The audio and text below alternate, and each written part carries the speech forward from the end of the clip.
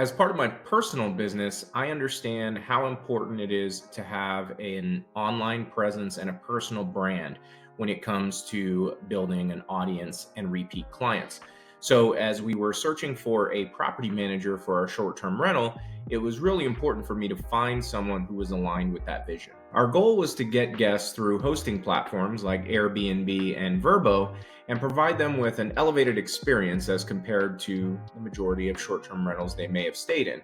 And from that point on, to be able to stay in contact with them through various different methods like social media marketing and newsletters.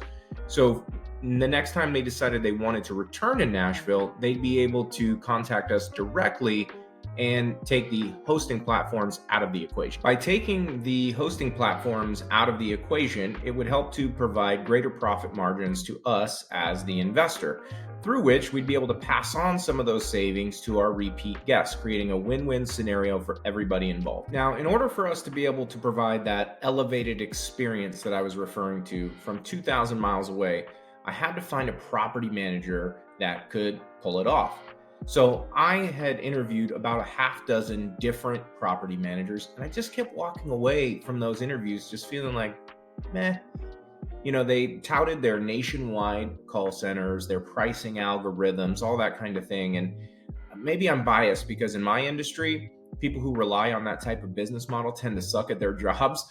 But I just kept walking away from those interviews feeling really disappointed. I use Yelp, TripAdvisor, Google reviews incessantly, as do many people in my generation, as well as Gen Z, the people who are most likely to stay in a short term rental.